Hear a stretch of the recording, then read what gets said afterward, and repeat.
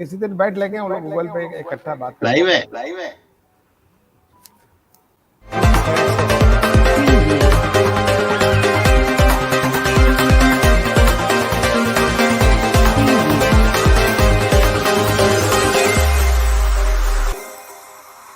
Namaskar.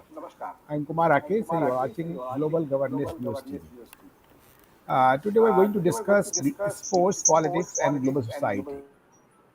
And we have the panelist, Mr. Alok Lahad from Spain, and a sports lover also, and keen on the politics and political affairs also. And Raja Ramola from the India is also senior journalist, and Alok Ramolaji, sorry, Ajay Ramolaji, senior journalist, and Alok Lahad from Spain, also senior journalist and a social scientist, and keep an eye on the affairs of the sports and how sports should be is essential for society. If we see the sports, this is a very good word, and sports, politics and sport, which we discuss. The sports diplomacy, we can see, always describe as sport means of the influence that diplomatic, social, and political relations. Sports diplomacy may transcend the cultural differences and bring people together. That is actually means of sports. Use of sports and politics has had been the both positive and negative implications over history. Sports competitions or activities have had the intention to bring about the change. In certain cases, nationalistic fervor is sometimes linked to victories or losses to some sports on the sports field. As you see, just take the example of Olympics. How the Olympics is a political example, using the sport for the diplomatic means. How the different countries people stick together, discuss together, and but cricket is also other way. There's football also games. So overall, we're talking about the sports and sports like globally renowned. And if in case of apartheid and the sports were used at the isolate South Africa, sometimes we have heard and bring about a major overhaul of the country's social structure. While ethnicity, race, social class, and more can cause the division, sports is also said to help the blend differences.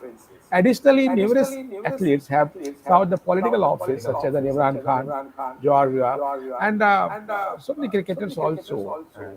And some of them unsuccessful, and some were successful, national level, and other way. There's also example. If you talk in the football, bandy, and the chess, cricket, all the so many sports, and how the Olympics play a role, and how the politics just evolves and bring the diplomacy, tennis, and different countries together. So many uh, uh, things and scenes we have there. And form of the modern organized leisurely activities also involve the process of the reshaping the social life and 19th century industrializing societies. Since then, they are the one cultural hallmark of the modernity. The evolution of organized sports as an important socio-cultural arena, along with the margin of academic interest. So we can just enhance the cultural sociology, cultural history, along with the culture and politics with the help of the sports. So we will discuss today how our sports is important for the society and how the politics add whatever the good for the society. So let's start from the Alok Lahadi. So we have a 35 minutes program and a very tight program, and we have the now two speakers and two more maybe added. Will join later. So Alok Lahadi, how just define the sports politics in the global society? How it's good, how it's bad. Unmute yourself. Right from the advent of the society, I think sportsmen have been sponsored by the politician. I mean, even we go to the ancient Rome, or we had the Malla Yodhas, they were sponsored by the king. And I mean, it's obvious, it should be independent, but it almost always sports is going to be overlapped, or their roads are going to cross with the politics. The reason is that, like politics or religion, sports is another field which unites the masses together. I mean, just think of it. Let's say we talk about Europe and we talk about the football culture in Europe. What is happening? The football club, let's say in Spain, Real Madrid or Manchester United, or we talk about football club Barca, and we should be talking about it today because finally their superstar Messi is going to leave Barca. Uh, you know, they have played, for example, the club Barca is considered a club which is more than a club because it has got its own political implications and political leaning. And same happened with NBA also in United States. If we look at that, in the last elections, they very clearly showed their leanings. So I think if we like it or we don't like it, sports has always been part of politics, or politics has always been part of sports, and it has been sponsored by them. And some kind of overlapping is going to happen. I don't see it as good or bad. They are just social phenomena which happen. I mean, it's impossible to not have an overlap someplace between politics and religion, and same is going to happen with sports. Basically, because of the basic reason which I've already mentioned. That is, these are the three forces which unite people. It put masses together, and wherever masses are there, politics is going to happen. Okay. So how the politics is going to happen in the politics, either in the India and the other parts of the world? Ajay Ramolai. Well, the politics and sports, I mean, they have gone hand in hand since the Olympics movement. I mean, if you see the 1930 Berlin Olympics, Hitler, he wanted to assert his hegemony over the world. So he took Olympics as a tool. But there also, it is under such condition where the individuals find their own limitations, their own capabilities to rise from all these things. The basic motto of Olympics is Cetus Altius Fortius, which means higher, stronger, and you know now they have added together also. So it is that sense of togetherness which is very important. Psychologically, what it does to the nations is it enhances, it brings joy to the nation. If somebody has won medal or somebody is just qualified even in the Olympics. So the sports has always been a tool to enhance a country's image, a country's psychology, a country's socio economic backgrounds, and politics has been an integral part of sports. But in today's context, we see it as an agenda to defame somebody. It is seen as an agenda to malign somebody whom you don't do not like. And in India case, as you see, the left, you know, it is happy with China, but is unhappy with Modi just because he is supporting the sportsman, not after the Olympics over, but from the first day of their going into Olympics, the preparations, how do they prepare, keeping track of where they are going, keeping track of their air tickets, keeping track of, they don't feel let down by the government. So all these things, these are happening for the first time in India. Any prime minister has taken so much interest in sports, and this is what the left uh, is not liking. You see, this Olympics in Tokyo we have done very well. 126 Olympians qualified for the Olympics, which is a big achievement in itself. You know, getting medal or not getting medal is secondary thing. But the participation is the most important thing. And what Modi ji rightly said when he was talking to the sports people, that give you 100%. I'm not worried about you getting medals, but give you 100%, because he knows if an individual gives us 100%, the medal will be the automatic fallout. But why the left is opposing this thing? Because of the nationalistic agenda. The resurgence after the Tokyo Olympics, the resurgence of the nationalistic sentiments in the country, that is not like, that is not being liked by the liberals, and that is the real problem. I mean, they don't have a problem.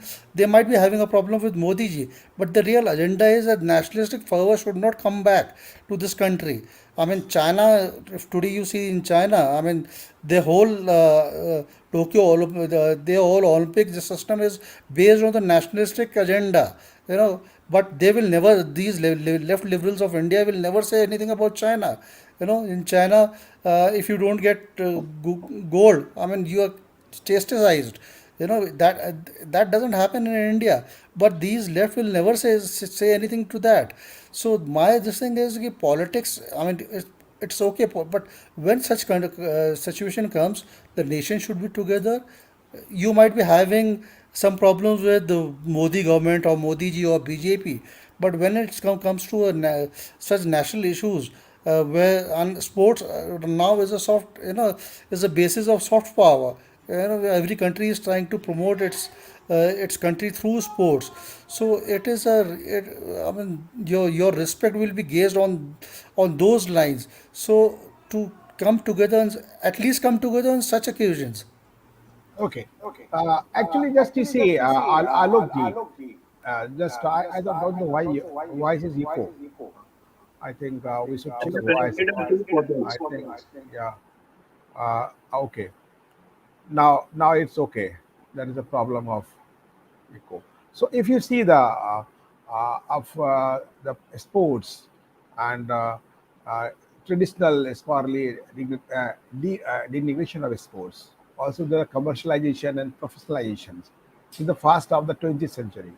This process has transformed organized leisurely activity, often with a working class origin, into organized communities. In our commercialized days, this process has reached unprecedented levels during the current second post-industrial globalization. Moreover, it is even not even necessary to mention global organizations such as FIFA and IOC, and many scandals have also have been involved in. And we have seen the negative front page news, understand the world of the organized sports is indeed known for being corrupted. The powerful regulative global sports body indeed often lack minimum standard of democratic principles, transparency, accountability, epitomizing the failing global institution. How just analyze the situation? What is this question for? Yeah. This is question. This is question for the globalization and in its interaction and how the professional, as I told you. So on this all, just like the politics of FIFA, we have seen and read many controversy in IOC, and scandals have been reported time to time. So this is a lack of transparency. Privatization, or let's say the involvement of big corporates or Yeah, commercialization of the yeah, sports yeah, not yeah, is not necessarily negative. I mean, yeah. just think of it when our cricket players, they used to go to play. Let's say Sunil Gavaskar used to go and play for county cricket in England. We were very proud that Sunil Gavaskar is going or Kapil Dev is going. But now the things have changed, and that is because of commercialization. What BCCI has done, by having this the internal teams which you have made, that is fantastic. Now it is not that our two players are going, but there are dozens of players coming from all over the world, and they're talented people. So in case our youngsters they see these talented people, and lots of money has come into sports, which is very good. Like, so it will help these sports. Then there are controversies which come up, like for example, if you talk about FIFA, or you're talking about like how the World Cups were awarded in certain cases and all that.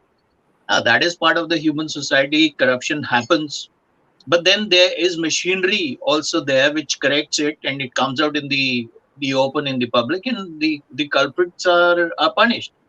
It's as simple as that. The I'm On the contrary, I'm very much in favor of making sports professional in all sense.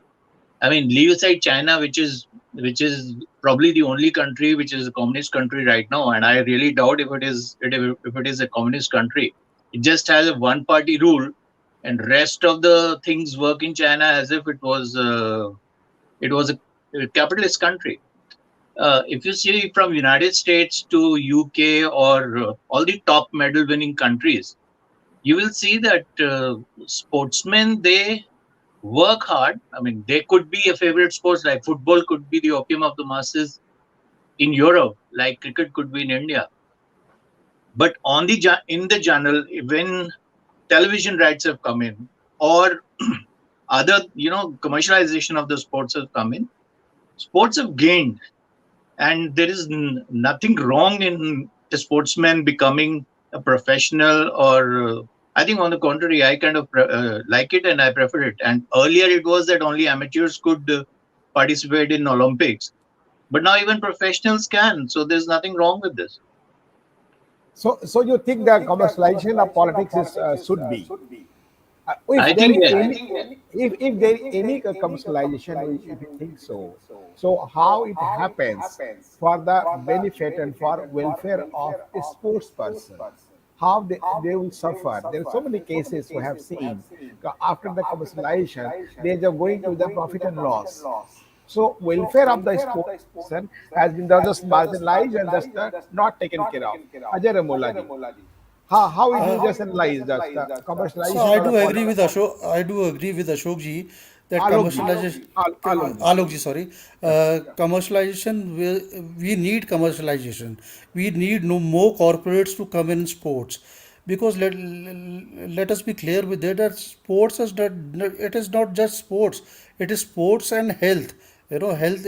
Your health is also involved with this. So if you have good sportsmen, if you have a sports culture in the country, then you have good workers for your company. So in that way, the commercialization is very important. Now, if you see an example that do you want your sportsmen to go with low quality tools in Olympics, and then they will not get medals. For example, one javelin of Neeraj Chopra, it costs rupees 1 lakh. From where will it come? So that is where the commercialization has to come in. The commercialization is also needed because the profit is also needed, because it lets you work more harder. If you're gaining something out of it, and the profit is not in on the monetary terms. It is in the psychological terms. What we have profited from this Tokyo Olympics is the mindset, the change in the mindset. Now children know about, there's a sports called javelin, and more people, if you can see in the tweets, in the YouTubes, I mean, small children's practicing javelin are in the courtyards. So that is kind of and when they start growing up, they would require the equipments. They will require, so from where will that come? So that is where the commercialization is very important. Sponsorships is very important, and nurturing the young. If we start nurturing the young, I mean, then we'll be able to get more medals in the next Olympics. So that is kind of the reach of commercializations. I will not call it commercialization. I will call it investment. If we have to see sports in terms of investment, and we are investing in a society where our sport right now, most of our sportsmen come from rural areas. I mean, some people don't have roads for their villages, so they need that kind of support, and they alone cannot get it. So that is where the corporate houses, that is where they need sponsorship, to practice better, to prepare themselves better. So that Okay. is where the commercialization is important for a country like ours, which is a democratic country, irrespective of China. I feel that China is much more capitalistic than any other country in the world anyway. So, but just to check your mic, Ajay ji, just your echo is from your side, either the connectivity, either your mic and whatever. Just if you check on just okay. Thank you. So, if you see the how the sports is going on, the global politics and impact on the global politics. They are interlinked how the uh, uh, uh, sports, due to sports, uh, we have seen so many mainly stories had been formed, and that interlink the global politics and the sports, and how the if you international politics have significant inroads into the political science and political sociology. The political sociology and politics of global institutions and the essence of the global sports policy, role of sports and soft power and public diplomacy. How, Alokji, how just you seen the sports as a increase and enhance the relationship uh, between the two relations, two countries, improve the bilateral relations. I mean, sports has its own, platform, so to say. And like we have country to country political relationships, you can also have country to country, sports relationship, which obviously, like Ramolaji said, sports is seen as a soft power. For example, what Modi ji has been doing all these years, like for example, organizing the International Yoga Day. People can't even imagine the type of impact it is having on the India's soft power worldwide. And the investment is very little, but the impact is very, very huge. That is very important. And what I have also seen is that over the years, let's say we start off from 2014 onwards, the budget which is being put into sports has gradually been increasing. This is also true that this year the budget was reduced, but that was basically because lots of um, sporting events, they were cancelled world over because of COVID. But in spite of that, now we have a budget of just for the Department of Sports, because it comes under Ministry of Youth Affairs and Sports.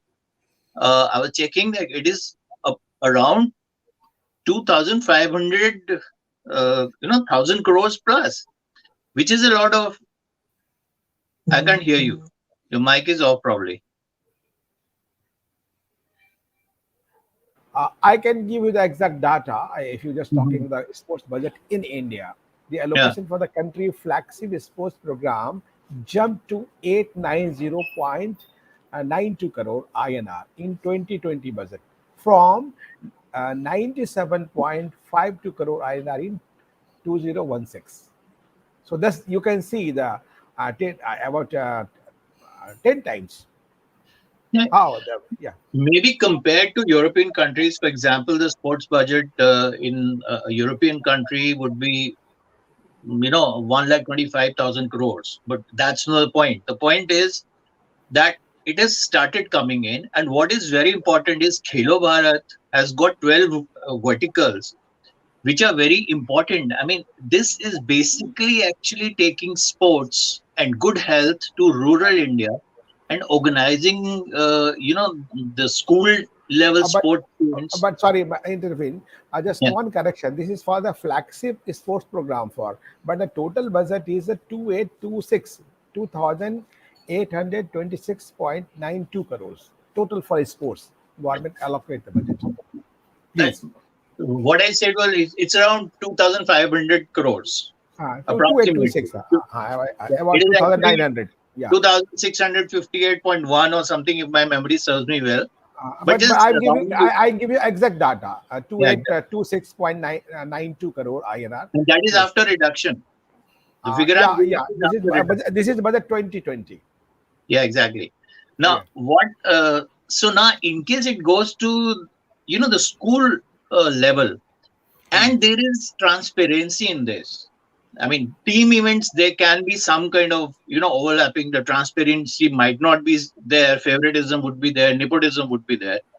But at least now there is an attempt to bring sports to ground level, to village level, to district level. Rijuji, who is our sports minister, he said that he wants to have sports ministries up to district level. Like my personal experience has been in Noida, there is a fantastic stadium, and if the girls who are living nearby, they went there and they said they wanted to play badminton. It is impossible to play because the chowkidar tells you, "Jaiye yahan se." You can't do anything there. So in case you have facilities which nobody can access, there's no point in having those facilities. So in case there is talent grooming and identification of that talent at school level, and then there is a transparency on, let's say, in one district, some boy or girl, he has won a race, and then he goes up and then he wins at the national level.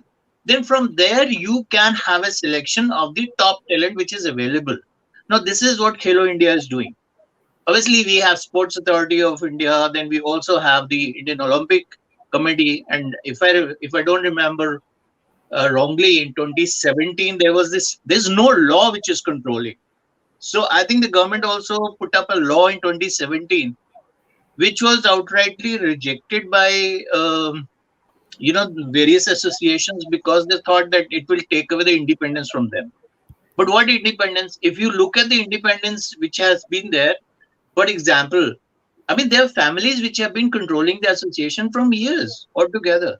And Yeah, that is because there's lots of allocation of money, and where money is there, you'll find politicians coming in there. So that's another thing. For example, um, Chotala brothers, they have been controlling the boxing association, yeah, or cricket association has been controlled by somebody else. I mean, this, I'm not saying that political control should not be there, but it should be more in the hands of the sportsmen and people who are actually interested in sports. They could be a politician, but it cannot be that you take over the whole thing. And another way is that there should be no regulation, so that nepotism has to go away, and more transparency has to be there, and there should be some responsibility. It is not that you are the president of the association and nothing happens, and then elections in the association or the federation have to be carried out very transparently, so that the right type of um, talent, it goes up, and that's how we are going to get more medals. yeah. So actually, just you're talking about the nepotism in sports, and why political party should just lead or handle the all sports organization in our country, in India also. I think you may focus on the how the Spain and European country, there is Mhm. any the control of the political parties on sports. If I see in India, I think all of the sports, most of the sports federation controlled by the politician. Some MPs are just a chairman. There's no need or no connections. Either one, if Chetan Chauhan is a cricketer, if maybe the guide of the BCCI, but some politicians, son or leaders, why they go control the any sports organization? Like whatever, the football and cricket and athletes and so many. So that is also question. Ajay Ramola ji, why political parties should be given the say and just for they control the sports organization? What for? I think so. I think so. So there are two things. I mean, I'm not against the politician becoming a president of some organization. If he is capable enough. If, If for he is capable example, enough, if he has been player, yeah, for if they example, are been, Naveen Patnaik is a very good example in front of us. I mean, what he has done for hockey in Orissa. If you have such kind of politician, I No, don't mind Naveen them. is talk of the day, and so we can say the quote that Naveen Patnaik. But whatever he has done, that is not satisfactory. I'm telling you the fact. But we have to also analyze the facts how the other states and other countries, how the political party is trying to hold the grip on the sports organization. Just, so I think you can repel on that. Then I'll take the Alok. Yes, sir. What I'm trying to say is what is needed in association is I agree that depoliticization is needed in associations. But what happens sometimes is, I mean, politicians directly they don't interfere with, they don't come in front. So they send their proxy, chelas or chamchas, and make them as president of some association, which is also not good. I mean, we have more than 120 associations, state level associations in India, and respect of sports. But where are they? The basic thing is why the interest of politicians, or why the interest of bureaucrats. I mean, there are two three reasons. One is the money, the grant given by the governments to the associations. They do nothing with those grants. I mean, there's a charter in the Olympic Association that once you get the grants, you have to organize district level tournaments, local level tournaments on monthly basis, on yearly basis, and you have to create a talent pool at a very young age. That is not being done. That is why we don't get so many talented sportsmen. If we start that if we start that, if these institutions should have done that, I mean, there would have been no problems. The government wouldn't have intervened, but when the government saw that these institutions were not delivering, so it had to intervene, and most of the times the funds which are given to these associations, they are siphoned off, you know I mean, there are certain associations where, I mean, people who they are president from last 15 to 20 years. Why? I mean, you have to give chance to young blood in associations, in management of the association. But that is not done, because it has become a political tool. And what these state associations do is, uh, it is just a vote for the president of Indian Olympic Association, and that is how Kalmadi state the Not president of Kalmadi, Ajay, not Kalmadi. I am telling you, I am giving the facts. There are 15 politicians in 32 Olympic sports federation of a country. If you say the name, aquatics, Digambar Kamath, what use of nonsense from the so not only Congress? politicians, bureaucrats also. Whatever. I'm just Exactly. reading the list. Archery, Tarlochan Singh, independent. Hemanta Vishwa Sharma is holding the badminton. He is now CM of the Assam. Softball, Rana Gurmeet Singh Sodhi, Indian National Congress. Basketball, K. Govindaraj. I don't think they have something. Some days they have played one. K. Govindaraj, INC, Indian Core Basketball. Parminder Singh Dhinsa, Siromani Akali Cycling. Football, Praful Manohar Patel, and NCP, Football Federation. Pratap Singh Bajwa from the Congress, BJP Congress from Punjab, Judo. I think R. Tyagarajan Karate from the Congress. Raninder Singh Shooting from the Congress. As Alok Lahad mentioned, Dushyant Chautala, INLD from table tennis. I think how is he the body and how his person. You can, well, now he is a deputy CM. So Virendra Prasad Vash from the AGP weightlifting, but I think if seeing the body, we can see he was a weightlifter also. Brij Bhushan Saran Singh wrestling, that's good. He is from BJP. He was a wrestler. Chetan Anand, ILD, Taekwondo, Atul Sharma Agrawal, skateboarding. There are long list. If you see like that, so how this politician will command sports, although they have never seen, never played in his life. So we can see Alok ji, how we can see only just for the making the money and just lust for the powers, just to hold the divert the main for society. And how do you analyze? Um, just adding to what you said, I think Yeah, around please. 46% of 47%, 47%. okay, Yeah, 47% of presidents of the Indian Sports Federation are politicians. This is a yeah, fact. yeah, And if you analyze the list which you have given, most of them are from INC. So yeah, Indian National Congress has had this foothold, and I think it was, what comes to my mind right now is what happened in Calcutta. Like all the CPI goons which Mamta inherited, she had to put them somewhere so that they have yeah, a source of income, and not only have a source of income, but they stay loyal to her. And then after election math, which has happened, which we have seen, which is so sorrowful, and the government is not doing anything about it, is in the hands of these goods.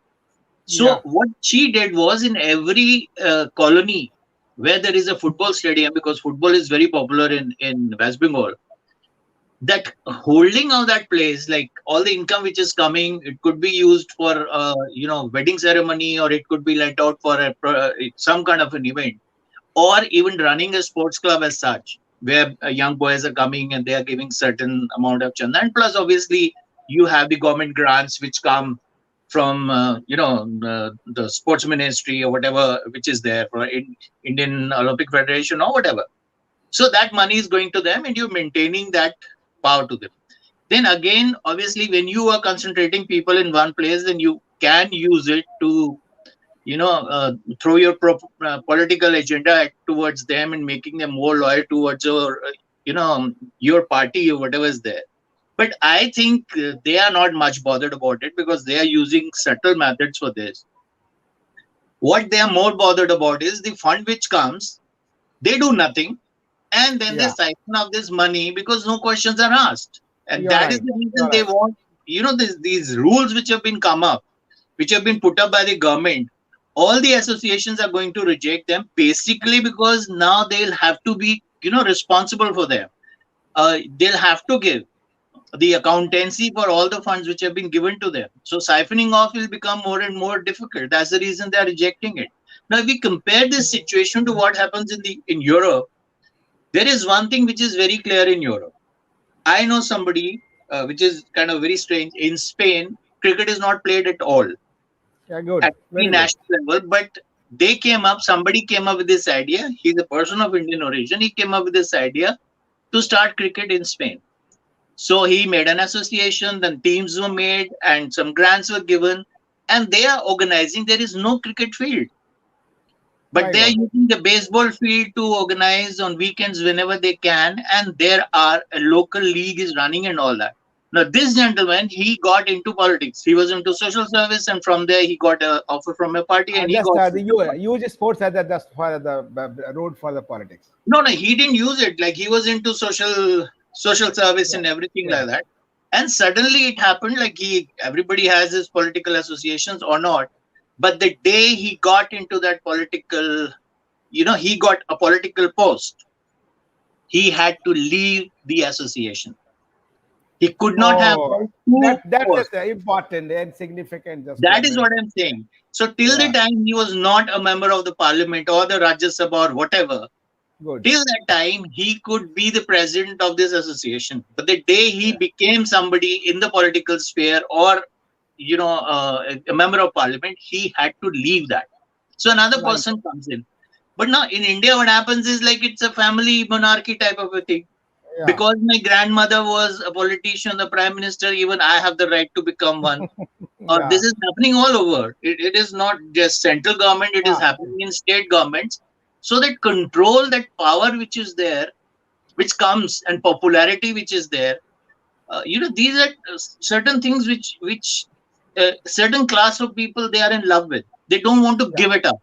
So yeah, it's control, it is power, it is glamour. Sports has its own glamour, and we have not talked about one thing, that sports now is become so important that it is almost as equivalent or as influential as probably Bollywood could be, because on the box office it is also generating a lot of money, and the yes, television rights and other rights, that is getting a lot of money into the federations, and that's the okay, reason cricket has become so rich. And I think in case we popularize it and we put certain things in norm, India in future, and keeping in mind what Ramolaji said, that 126 people had qualified for Olympics. This is a very big number. Out of these, yeah, we have yeah, yeah, 126 possibilities of getting yeah. a medal. Now the pool has to be made bigger. The pool is becoming bigger, and we are going to get some very good sports people in the coming future, because the ground foundation has already been laid and work is going on. If it goes on like this, and if this government continues, I think in coming years India will be a great sporting nation. Okay, so nice of you. So thank you. Just you mentioned your thoughts just in the global sport politics and the global society, and also thanks to the Indian Prime Minister. The first time uh, uh, after 41 years in hockey, we have some I think medals, and so many medals going on now. The culture of the country, India, will also for the sports culture and as well as if comparative to the other country. So we can do it. So nice of you just to join this program and just see, analyze and like and subscribe the Global Governance News TV, and for just boost to the uh, our nationalistic movement of media with this platform. Thank you very much. Jai Hind, Jai Bharat.